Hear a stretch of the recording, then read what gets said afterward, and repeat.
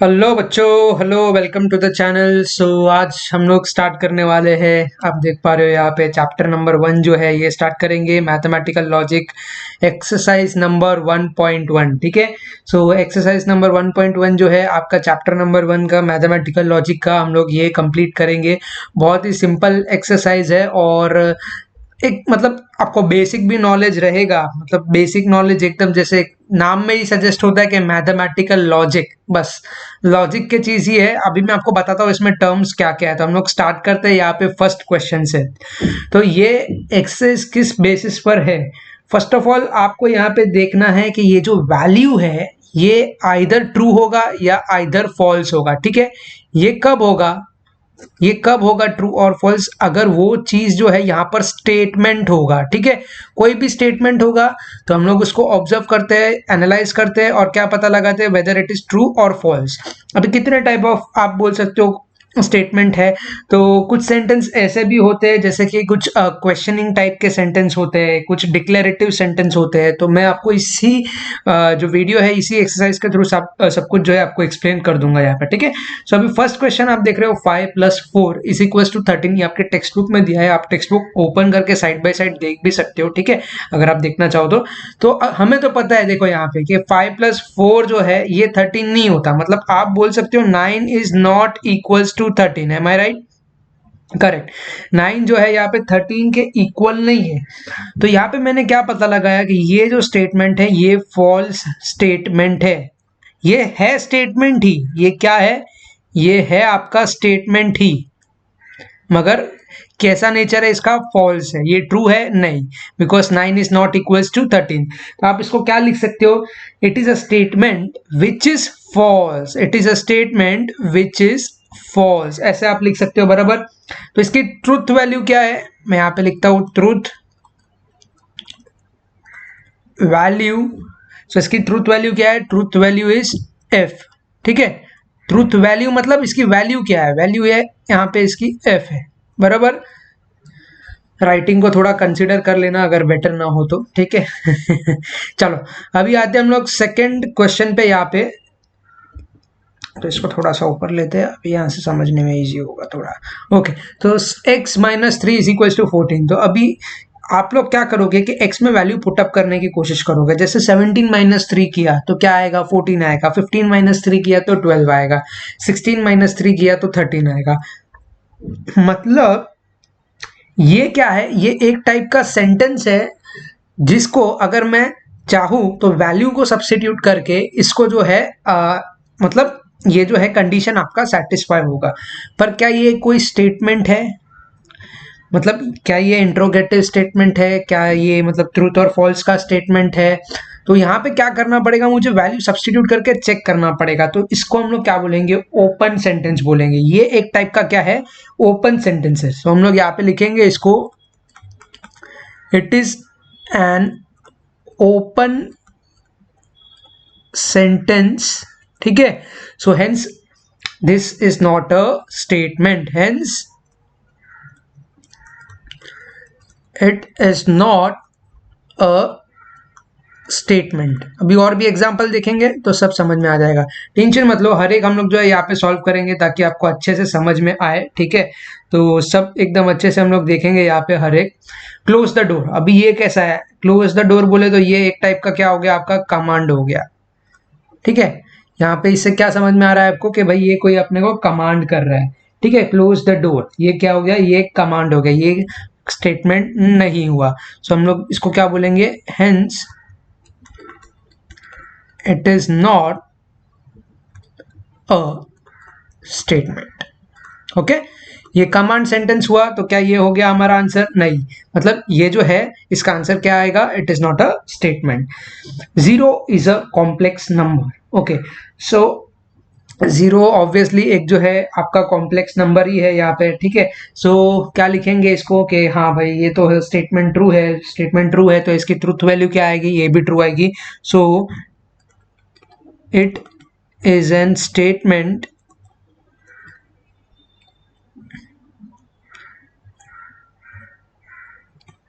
and its truth value क्या आएगी इसकी ट्रूथ वैल्यू टी आएगी, ठीक है। तो ये हमने इस तरीके से यहाँ पे लिख दिया इसको, ओके। सो आगे क्या है, प्लीज गेट मी ब्रेकफास्ट। अब ये वाला क्वेश्चन है आपका फिफ्थ है यहाँ पे, ठीक है। फिफ्थ वाला क्वेश्चन क्या है, प्लीज गेट मी ब्रेकफास्ट। तो अभी ये क्या है, मतलब क्या ये डिक्लेरेटिव कोई सेंटेंस है या फिर क्या, मतलब आप यहाँ पे कुछ प्रूफ कर सकते हो, मतलब इसका वैल्यू ट्रूथ या फॉल्स में कुछ आने वाला है, नहीं। मतलब ये एक टाइप का क्या हो गया आपका, अभी ये क्या पूछ रहा है आपको कि प्लीज गेट मी ब्रेकफास्ट। सो ये एक टाइप का क्या है, मतलब इम्परेटिव सेंटेंस बोल सकते हो आप इसको, इट्स एन इम्परेटिव सेंटेंस। ये स्टेटमेंट है नहीं, so it is an imperative sentence, ध्यान रखना, ठीक है। एक्सरसाइज बहुत ही इजी है, खाली आपको पता लगाना है whether it is a statement और नॉट। अगर स्टेटमेंट है तो ट्रूथ है वैल्यू या फॉल्स है वैल्यू, ठीक है। बस इतना ही आपको इसमें समझना है, बाकी कुछ समझना नहीं है इसमें। अब यहाँ पे क्या पूछा है, congruence triangle are also similar. तो अभी आपको प्रॉपर्टीज अगर पता होगी, मतलब जैसे आइसोसेलेस ट्रायंगल क्या होता है, इक्विलैटरल ट्रायंगल क्या होता है, कॉन्ग्रुएंस ट्रायंगल क्या होता है, ठीक है। सो कॉन्ग्रुएंस ट्रायंगल का क्या मतलब होता है, अभी नॉर्मली देखो मैं आपको एक नॉर्मल एक ड्रॉ करके बता देता हूँ। यहाँ पे मैंने एक ट्रायंगल बनाया जिसका कुछ एंगल होगा, ठीक है, और मैंने बोल दिया कि ये जो है ट्रायंगल कॉन्ग्रुएंट है। इसका क्या मतलब होता है, अगर मैं बोलता हूँ ये जो ट्रायंगल जो कॉन्ग्रुएंट है, इसकी साइड्स की अगर मैं बात करूँ, देखिए ये एक साइड हो गया, ये इसका डबल सेकंड साइड हो गया, ये थर्ड साइड हो गया। Triangle has a three side, right, ठीक है। ए बी सी आपने नेमिंग कन्वेंशन उसको दे दिया, और अगर आप उसका एंगल अगर चेक करते हो तो इसकी प्रॉपर्टीज जो है सिमिलर होती है, ठीक है। अभी मैंने यहाँ पे सेम क्यों नहीं लिखा और सिमिलर क्यों लिखा, आपको अगर बता दूं तो सेम और सिमिलर में भी बहुत बड़ा डिफरेंस होता है। Same is not equal to similar. क्यों? सिमिलर वो होता है कि कुछ प्रॉपर्टीज जो है उसकी एग्जैक्ट मैच करे, यानी उसको कुछ प्रॉपर्टीज एग्जैक्टली सेम हो, उसको हम लोग सिमिलर बोलते हैं। जब सारे ही प्रॉपर्टीज एग्जैक्टली सेम हो तब हम उसको सेम बोलते हैं। कंफ्यूज मत हो, समझाता हूँ। मान लीजिए कि इसका जो एंगल है और इसका जो एंगल है, ये ट्राइंगल ए है, ये ट्राइंगल बी है, ठीक है। इन दोनों का एंगल भी सेम है, इन दोनों का साइज भी सेम है, इनका जो साइड ए बी और सी है, और यहाँ पे मैं इसको ए डैश बी डैश और सी डैश इसको लिख देता हूँ। इनके साइड्स भी अगर सेम है, सारी चीज सेम है, तो हम लोग इसको क्या बोलेंगे, ये जो है सेम है, इसकी प्रॉपर्टीज एग्जैक्टली सेम है। तो congruence triangle are also similar, तो ये बात तो एकदम सही लिखी है, ये जो है सिमिलर ट्रायंगल है। तो मैं इसको क्या लिखूंगा यहाँ पे, ये जो है आपका स्टेटमेंट ट्रू है और इसकी ट्रुथ वैल्यू क्या आएगी। सो इसको हम लोग से सिंपली लिखते हैं, it is a statement and its truth value, इसकी ट्रूथ वैल्यू क्या आएगी, ट्रूथ वैल्यू इज टी, ऐसा आप लिख सकते हो। अभी x square is equals to x, ये वाला अगर आप क्वेश्चन देख रहे हो x square is equals to x, तो आप तो देख के ही बता दोगे भाई x square is equals to x, ये तो गलत ही होता है। लेकिन मैं बोलूँ अगर ये सही होता है तो मैं क्या करूंगा, एक्स की जगह पे वन का वैल्यू पुट करूंगा, क्योंकि one square is equals to one ही होता है। तो ये किसी कंडीशन में सेटिस्फाई भी हो रहा है, किसी कंडीशन में जो है ये चीज मतलब सेटिस्फाई नहीं भी हो रहा है। तो मैं इसको क्या बोलूंगा, ये एक ओपन सेंटेंस है। ये किस तरीके का सेंटेंस है, ये एक ओपन सेंटेंस है, ठीक है। ये स्टेटमेंट नहीं है, ये एक तरीके का क्या है आपका ओपन सेंटेंस है। हेंस मैं क्या बोलूंगा, it is not a statement, hence it is not a statement. जहां पे आपकी पॉसिबिलिटीज है भी, मतलब कंडीशन सेटिस्फाई भी होगा और नहीं भी होगा। जैसे कि हमने ऊपर भी एक तरीके का क्वेश्चन देखा था, अगर आपको मैं बता दूं, कहा गया ये वाला था वो क्वेश्चन, आप देख पा रहे हो यहाँ पे, ये सेकंड वन क्वेश्चन जो था ये, ठीक है। x -3 इज इक्वल्स टू 14, इसका क्या मतलब हुआ कि अगर मैं इसकी एक स्पेसिफिक वैल्यू डाल दूं तो ये कंडीशन सेटिस्फाई भी करेगा और एल्स ये सेटिस्फाई नहीं भी करेगा। तो ये एक टाइप का क्या हुआ, आपका ओपन सेंटेंस हुआ। अभी हम लोग अगर आगे देखें तो नेक्स्ट क्वेश्चन क्या है अपने पास, a quadratic equation can not have more than 2 roots.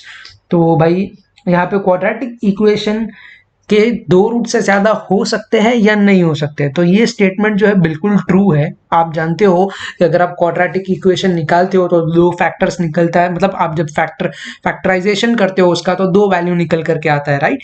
सो इसकी जो वैल्यू है वो ट्रूथ होती है। तो मैं इसको क्या लिखूंगा, hence it is a statement it is a statement and its truth value is t। ठीक है, फटाफट से करते हैं अभी हम लोग आगे का, ताकि आपको अभी समझ तो आ गया रहेगा कि क्या क्या टाइप के सेंटेंस है, स्टेटमेंट नहीं है।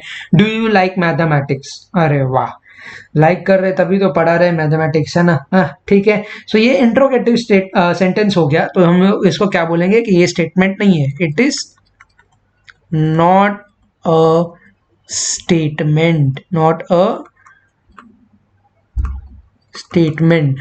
ये क्या है? ये इंटरोगेटिव सेंटेंस है, ओके। क्योंकि ये आपको एक क्वेश्चन जैसे साउंड करेगा, डू यू लाइक मैथमेटिक्स, तो आपका रिस्पॉन्स यस और नो में होगा। ये एक स्टेटमेंट नहीं है, ठीक है। A sun sets in west, okay, so जो सन है वो बराबर है, ठीक है, राइज होता है ईस्ट से, तो सेट कहाँ पे होगा? वेस्ट में। सो ट्रूथ वैल्यू इसकी हम लोग क्या लिखेंगे? ट्रूथ वैल्यू, ये हमें बता रहा है, ये एक स्टेटमेंट हुआ ना। ट्रूथ वैल्यू इज टी हम लोग बोलेंगे यहाँ पे, और क्या बोलेंगे हम लोग? It is a statement, it is a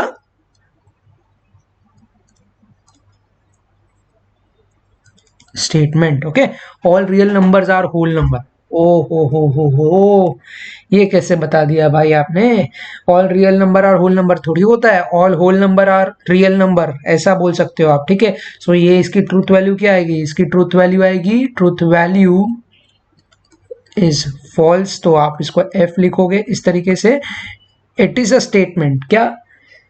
it is a statement which is false, so हम लोग लिखेंगे it is statement which is false. देखो आपको एकदम डिटेल में मैं सॉल्व करके एक्सप्लेन करके दे रहा हूँ, कहीं पे भी कुछ भी डाउट हो तो आप लोग कमेंट में मेरे को पूछ सकते हो। Can you speak in Marathi, तो ये मेरे को इंट्रोगेटिव लग रहा है। हो मी म्हणू शकतो, मी बोलू शकतो मराठी मध्ये, ठीक है। सो ये मेरे को हाँ या ना में ये क्वेश्चन कर रहा है, तो इसको मैं क्या लिखूंगा? Interrogative sentence. It is not a statement, ठीक है, it is not a statement, okay. अब ये देखो, x square minus six minus seven is equal to zero, तो ये मेरे को प्रूव करना पड़ेगा। मैं प्रूव करूंगा तो मुझे इसका आंसर मिलेगा कैसे? क्योंकि अगर मैं x is equal to seven डालूंगा तो मेरे को इसका क्या आंसर आएगा? चलो सॉल्व करके देखते हैं। सो सेवन स्क्वायर, पहले मैं लिखता हूँ इसको, seven square minus six into seven minus seven is equal to zero, that is 49 minus 42 minus 7 is equals to zero, और 49 minus 49 is equals to zero. मतलब ये जो है यहाँ पे आपका करेक्ट आंसर है ना। सो इसको हम लोग क्या बोलेंगे कि अगर मैं दूसरी वैल्यू डालूं तो क्या ये सेटिस्फाई होगा? नहीं होगा, ठीक है। लेकिन when x is equals to seven, जब भी x की वैल्यू सेवन रहेगी तभी होगा ना, क्योंकि यहाँ पे अगर मैं इतना ही क्वेश्चन लिख दूं, इतना ही मैं क्वेश्चन लिख दूं, तो आप क्या बोलोगे कि भाई ये जो है एक तरीके का ये कौन सा सेंटेंस होगा आपका? हमने यहाँ पे पहले भी सॉल्व किया है, देखो यहाँ पे अगर याद आ रहा है तो ये रहा, कहा गया open sentence, hence it is not a statement.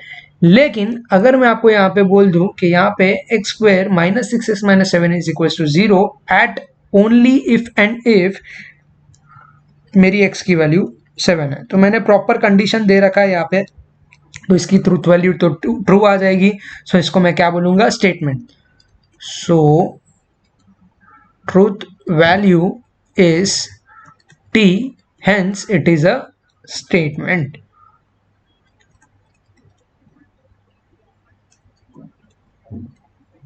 ठीक है, चलो अभी ज्यादा बचा नहीं, आपका थोड़ा सा ही बचा है।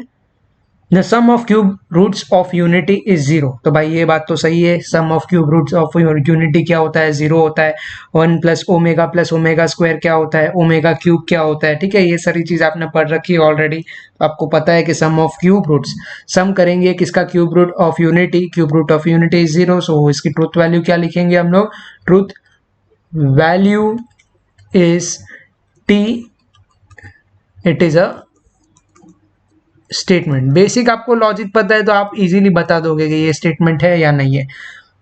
इट रेन्स हैविली, अरे भाई ये किस तरीके का सवाल हुआ? इट रेन्स हैविली मतलब मुझे यहाँ पे कुछ जस्टिफाई थोड़ी करना है ट्रू है कि फॉल्स है।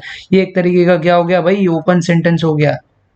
क्या हो गया? ओपन सेंटेंस हो गया। So hence it is not a statement. ठीक है, समझ में आई बात?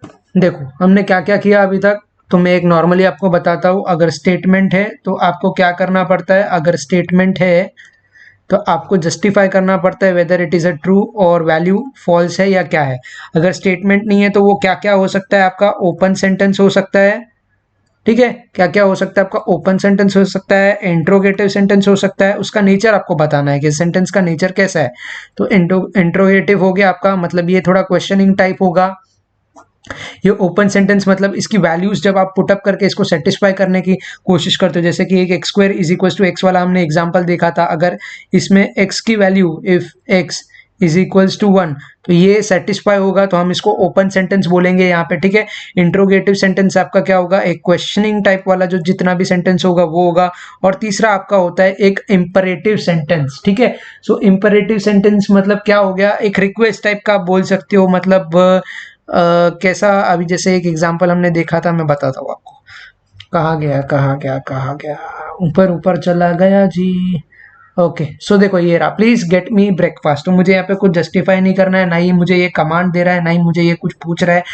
मतलब ये एक रिक्वेस्ट टाइप का है, please get me a breakfast. तो ये क्या हो गया? एक तरीके का इंपरेटिव सेंटेंस हो गया। ठीक है, सो आई होप आपको समझ में आया है, ये टॉपिक अच्छे से आप समझ गए हो, है ना? मैं बिलीव करता हूँ कि आप लोगों को अच्छे से ये टॉपिक समझ में आ गया है। अगर आपको कुछ भी डाउट हो तो मेरे को आप पूछ सकते हो। देखो बहुत एफर्ट करना पड़ता है हमको भी। सो अगर आपने ये वीडियो को कंप्लीट देखा है तो प्लीज़ इस वीडियो को लाइक कर सकते हो आप लोग बिना कंजूसी किए। ठीक है ना, थोड़ा सा आप लोग लाइक कर सकते हो, शेयर कर सकते हो एंड सब्सक्राइब कर सकते हो। तो नेक्स्ट हम लोग क्या करने वाले हैं, नेक्स्ट की वीडियो में हम लोग 1.2 करेंगे। और आपका जितना भी बाकी है, जैसे 1.3 हो गया, 1.4 हो गया, तो इसको कम्प्लीटली हम लोग क्या करने वाले हैं? कवर करने वाले हैं। ठीक है, सो आप लोग चैनल को सब्सक्राइब कर दो, लाइक कर दो। ठीक है, चलो मिलता हूँ नेक्स्ट वीडियो में। Take care, thank you and bye bye.